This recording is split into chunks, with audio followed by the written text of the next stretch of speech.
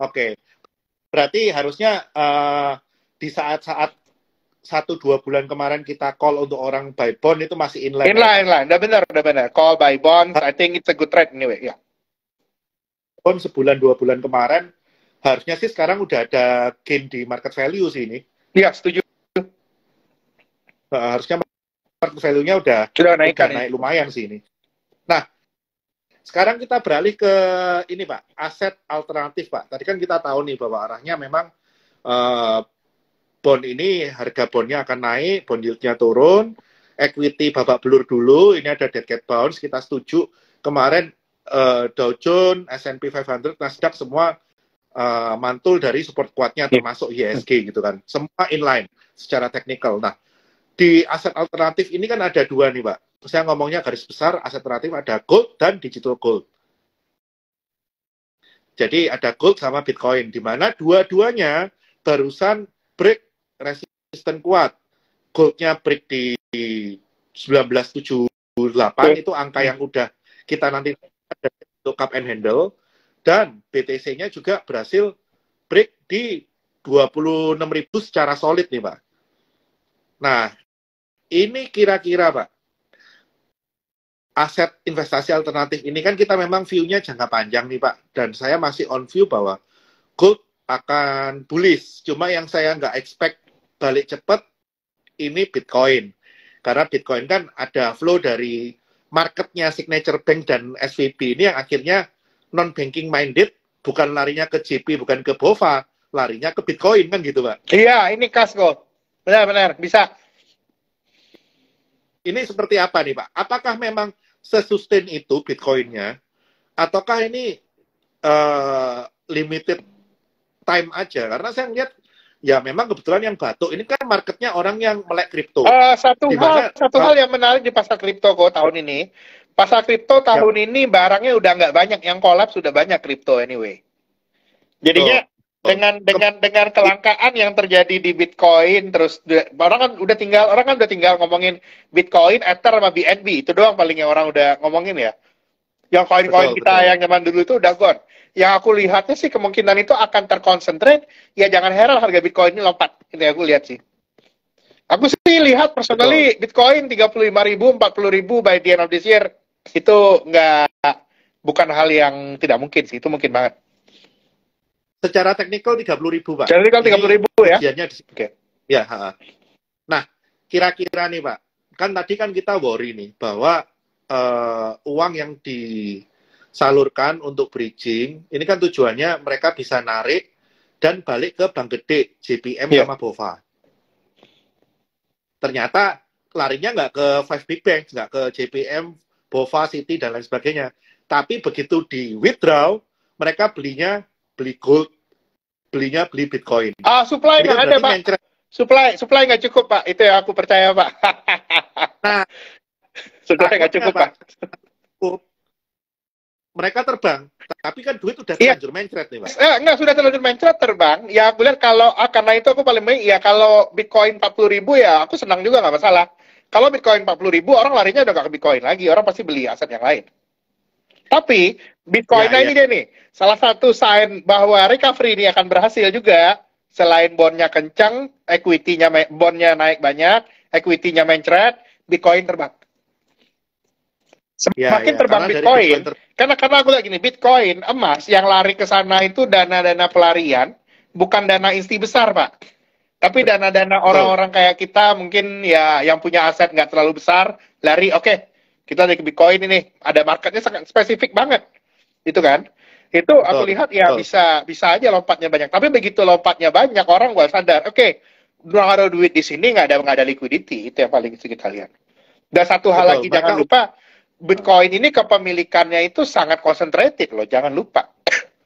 Mungkin 95% of the Bitcoin itu dikontrol berapa persen itu kok datanya 3-5% doang ya dari total pemilik ya. Itu betul, semua. Itu yang kita lihat sih. Jadinya itu dia. Ya, aku sih bullish gold, bullish bond, Bitcoin lompat, yes, agree. Tapi lebih dikarenakan pelarian dan tahun ini itu lagi nggak banyak barang. Matching kan udah gone semua kok. Ya kan? kalau boleh dibilang Bitcoin oke lah, kita agree. Ini kan memang marketnya pas. Marketnya apa? Ambruk banknya bank orang melek kripto daripada masukin ke JP Morgan sama Bank of America, mereka beli Bitcoin gitu. Porsinya bakal Tapi ada. menurut saya, porsinya bakal ada, bakal wise. Tapi sekali lagi Bitcoin ini dilihat aset ya. Ini Bitcoin is not money. Nanti kita bisa bikin sesi yang kenapa gua nggak setuju Bitcoin ini duit. Bitcoin ini aset negeri. Ya. Betul, karena kalau kita ngomong uang, syarat nomor satu apa Pak? Harus stabil. Harus stabil. Dan nggak boleh. Iya benar. Limited. Harus ya limited, benar. Bitcoin udah nggak memenuhi syarat uang. Itu asetnya. Aset suka. Aku lihat Bitcoin ini nih proksi dari ekonomi itu lagi jalannya bener apa enggak? Itu Pak pelarian kayak emas kan. Kalau ekonomi lagi ancang, you just go to the Bitcoin ini ya. Aku ngomongin sirkulasi ya. Kalau sirkulasi lagi aneh, lu lari ke Bitcoin, lari ke gold. Tapi kalau sirkulasi lagi benar, kayak waktu stagflation trade, reflation trade, lu keluar. Gitu ya gitu. Ini aku cocok nih kondisinya sekarang. Oke. Berarti kan kita inline semua nih.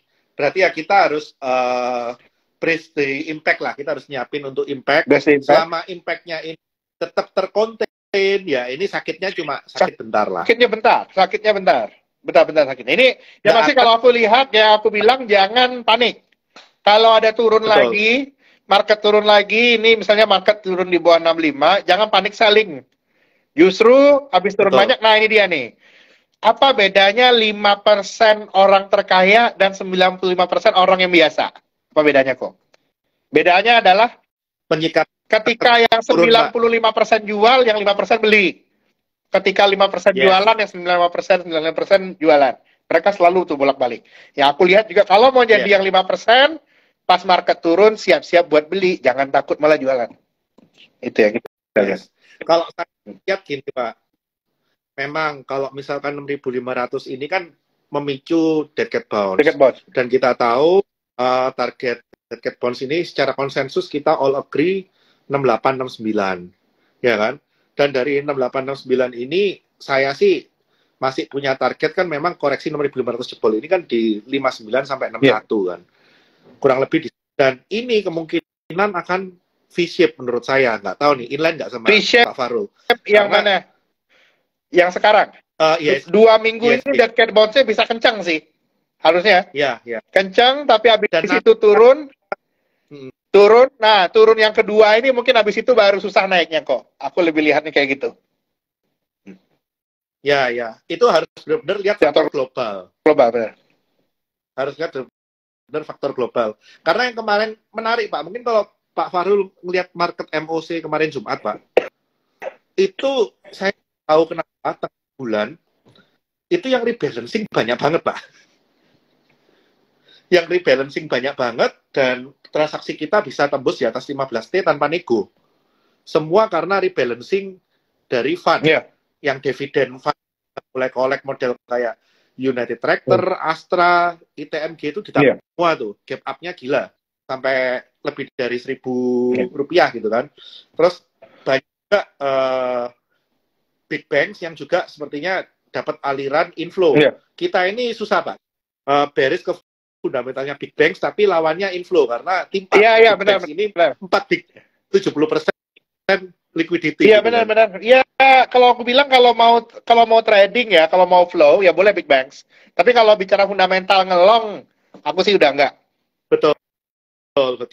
Nah, dari situ kan kita sebetulnya bisa melihat, Pak, bahwa dari rebalancing yang terjadi kemarin Jumat, sebetulnya market kita ini juga sebetulnya nggak kering-kering amat, cuma smart money-nya lagi nunggu gitu kan. Smart money itu lagi nunggu, benar. Ya, smart money sekarang lagi nyari entry point lagi nunggu di bawah, biasa. Jadi kalau kata aku bilang ya, kalau sekarang apa namanya ya kita juga yang nggak gede-gede banget, kita juga harus mulai lihat nih, kita nunggu di bawah. Mana itu kira-kira. Nah, karena saya melihat ada hipotesa smart money yang lagi menunggu di bawah ini, Pak. Makanya saya yakin 59 sampai 61 itu nggak akan lama, tapi untuk balik ke 7.000 itu udah lama kok. Ini udah kejadian ini kan ini 89, besok jatuh lagi 59 dan 100 itu balik ke 7.000 nunggu capres keluar dulu kali kalau menurut aku ya. Bakal nunggu capres itu. Betul. Ya, apa namanya? Begitu 961 market akan sustain mungkin bagi saya 63 sampai 67. Iya, benar. Mungkin akan gitu. Dan itu akan cepat. Tapi sideways-nya lama. Sideways-nya lama. Itu nanti ya. Tapi during the sideways itu gue percaya itu bakal banyak yang ajaib-ajaib itu kok. Orang udah harus lihat. Ini new presiden gimana? Apakah kita harus betting sama nikel-nikelan? Karena ini bakal jalan lagi, itu kita lihat. Iya.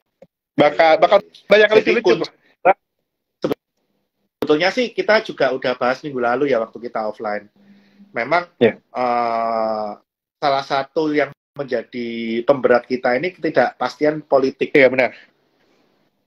Jadi kalaupun nanti bulan Agustus itu adalah tenggat terakhir penentuan calon dan udah ada keputusan masalah timing pemilu tidak jadi ditunda, ya harusnya itu bisa jadi vitamin lah ya Pak ya. Oke. Nah, terakhir nih Pak, ini udah hampir sejam. Semua smart money saya percaya juga masih menunggu harga kita, satu.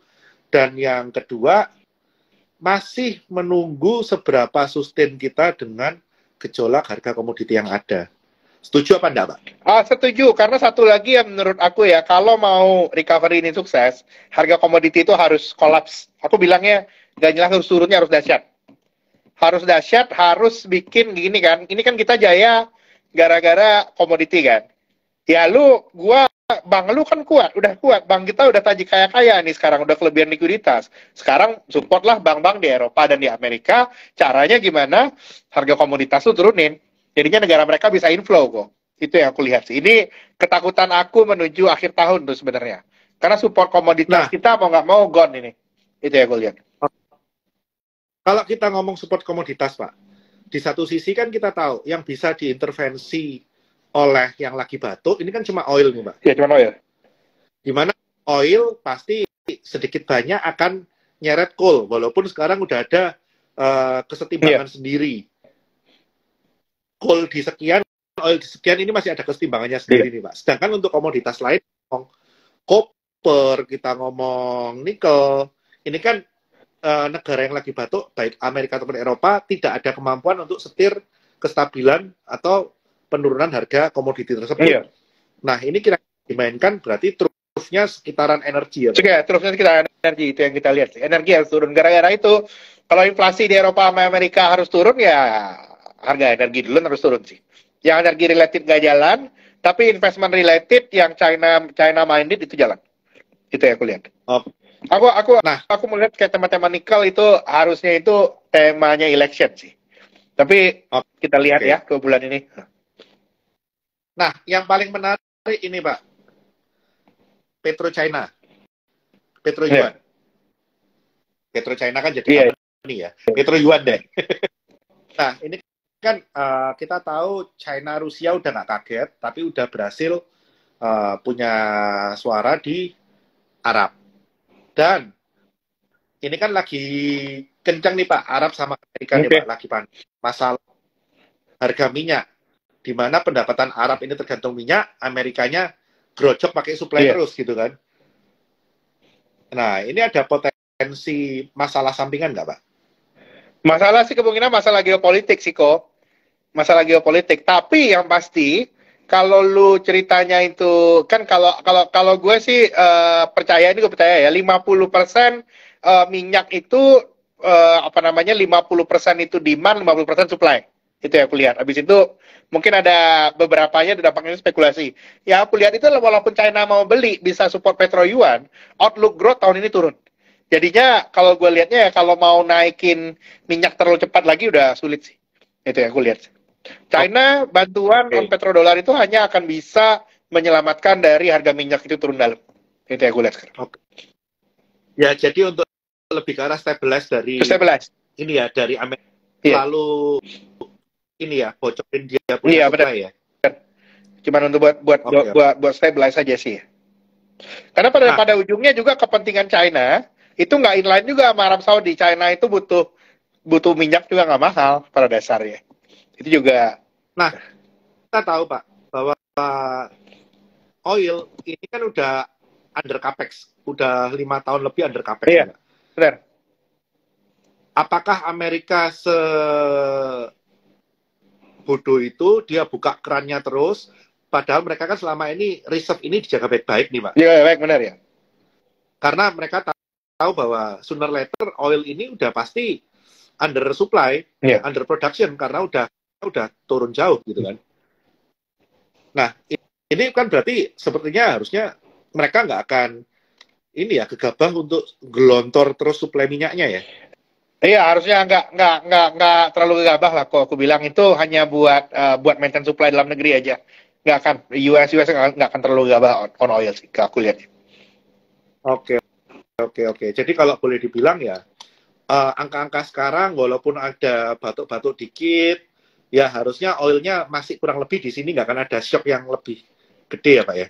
Iya, nggak ada shock yang lebih gede. Tapi arahnya, kalau aku lihat sekarang, kalau mau ini sukses, oilnya itu udah harus turun, nggak boleh naik kok. Itu kondisinya. Jadi finally, gua lihat ya, kalau ada sampai meledak, oil baru 50 ke 60 itu bisa akhir tahun tuh mungkin banget. Kayak kita lihat. Oke. Berarti kalau oil kita bilang ke 50 ke 60, itu tantangannya ada di kita nih, untuk menjaga pace growth GDP. Yes, GDP, tapi yang harus kita aware habis ini, kalau ngomong growth GDP habis ini udah nggak jalan, udah turun sih kok.